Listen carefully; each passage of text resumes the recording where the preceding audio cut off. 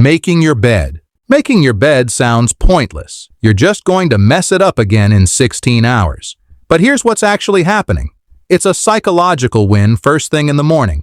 Your brain registers it as an accomplishment before you even leave the room. You've completed something. Task started. Task finished. That sets a productive tone for the rest of the day. It takes 2 minutes, maybe less. But those 2 minutes tell your brain you're someone who finishes things. One small, completed task creates momentum for the next one. You're building discipline without realizing it. Walking into a made bed at night hits different than walking into chaos. It proves you can do small things consistently, which is the foundation of not being a mess. Make your bed. It's boring, but it works. Going to bed at the same time. Everyone wants more energy, better focus, sharper mood. Then they sleep on random schedules and wonder why life feels impossible. Up until 2 a.m. on weekdays, crashing at 9 p.m. on weekends, back to midnight on Monday. Your body has no idea what's happening. Going to bed and waking up at roughly the same time improves energy, focus, and mood. Your body runs on a circadian rhythm, an internal clock. Going to bed at random times is like changing time zones daily. Your body can't adjust. It doesn't need to be 10 hours of sleep, just consistent. Same time every night, even weekends. Without good sleep, every other habit on this list is 10 times harder. Sleep is the foundation. Everything else builds on. You can't hack your way around biology. Fix this first. Everything else gets easier. Drinking water. First thing in the morning. Your body just spent 8 hours without hydration. Your brain is literally dehydrated. You're starting the day in deficit mode, then wondering why you feel like garbage until 2 p.m.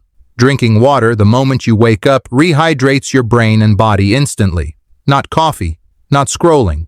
Water.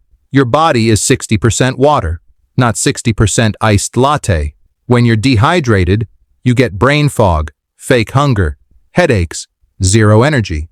Most people blame it on being tired or stressed when they just need water. Keep a water bottle by your bed.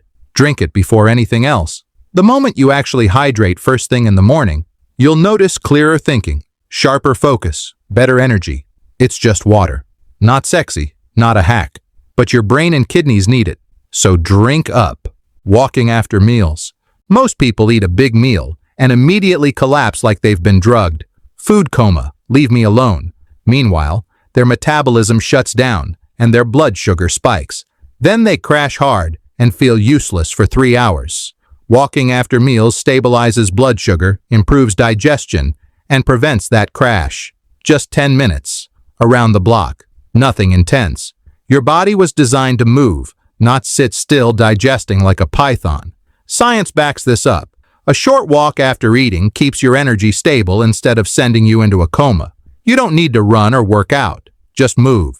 Some of the best ideas happen while walking, not sitting at your desk. Walk for 10 minutes after lunch or dinner. Your pancreas will thank you. Your productivity will thank you. And you won't spend half your afternoon in a fog wondering why you can't focus. Reading before bed. Most people end their day scrolling through their phone until their eyes burn. Then they wonder why they can't sleep or why they wake up anxious. Reading actual books before bed winds your brain down naturally. Fiction, non-fiction, doesn't matter. Just something that isn't a glowing rectangle feeding you rage bait and comparison anxiety. Your brain needs to transition from awake to asleep. Scrolling keeps it in high alert mode. Reading lets it relax. You fall asleep faster. You sleep deeper. You wake up less stressed because you didn't spend the last hour before sleep watching everyone else's highlight reels and drama. Even 15 to 20 minutes makes a difference. Your brain will actually rest instead of staying wired. Your attention span will improve. Your focus gets stronger. Read before bed. Not social media. Actual books. Your sleep quality will improve immediately. Meal prepping. When you're hungry, your brain makes terrible decisions. That's when you order $40 of junk food you don't even want, because it's easy. Meal prep isn't about perfection or becoming a chef. It's about having one decent option ready so you're not eating gas station food at 9 p.m. Spend 2 hours on Sunday cooking for the week. Rice, protein, vegetables. Nothing fancy. No complicated recipes with 47 ingredients. Just simple, real food that doesn't come in a wrapper. Portion it into containers. Now you have meals ready all week. You save money. You eat healthier. You eliminate the daily stress of figuring out what to eat when you're already exhausted. People who don't plan meals don't magically eat healthy when they feel like it. It's not about being a chef. It's about not letting hungry you make stupid decisions. Plan now. Eat better later. Simple. Tracking your spending. Most people have no idea where their money goes. They check their bank account at the end of the month and wonder where it all went. Like money just evaporates into thin air. Tracking spending is financial clarity. It prevents overspending, reduces financial anxiety, and builds savings. You don't need a complex budget or fancy app with 47 categories. Just awareness. Track what you spend for 30 days, and you'll see patterns you didn't know existed. $200 a month on takeout you don't enjoy. $50 on subscriptions you forgot about. $100 on impulse buys sitting in a drawer. You can't fix what you don't measure. People who track spending save more because they're aware. They see where the money leaks and plug the holes. It's not about restriction or deprivation. It's about intentional spending instead of mindless bleeding. Track it for 30 days. You'll be horrified. Then you'll fix it. Daily cleaning. Cleaning sounds like a chore you put off until your place looks like a crime scene. Dishes stacked in the sink, laundry piled on the chair, random clutter everywhere. You tell yourself you'll do it this weekend, but the weekend comes and suddenly it's a 4-hour nightmare. A quick daily reset keeps your environment from ever becoming overwhelming. 5 to 10 minutes a day prevents chaos buildup. The clutter that silently stresses you out even when you're not consciously noticing it. Could be dishes, could be laundry, could be your desk. Just pick one thing. That's it. You're not deep cleaning. You're not scrubbing baseboards or organizing your entire closet. You're just not letting things spiral. Walking into a clean space creates a calmer, more productive mind. Your brain sees mess and feels stress even if you don't notice consciously. Environmental chaos creates mental chaos. 10 minutes now saves hours later. Clean daily. That's it. Planning tomorrow today. Most people wake up and spend the first hour figuring out what to do. They sit there with coffee, scrolling their phone, wondering where to even start. Half the morning is gone before they've done anything productive. Spending 3 to 5 minutes each night outlining tomorrow removes morning decision fatigue. You wake up with clarity, direction, and purpose. No more, what should I do first? Panic. No more staring at your to-do list trying to prioritize while your brain is still booting up.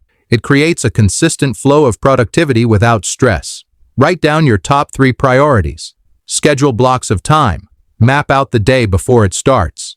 Your morning brain is slow. Don't make it make decisions. That's the worst time to figure out what matters. Plan when you're sharp. Execute when you're fresh. 3 minutes at night saves an hour of confusion in the morning. Plan today for tomorrow. Your future self will thank you.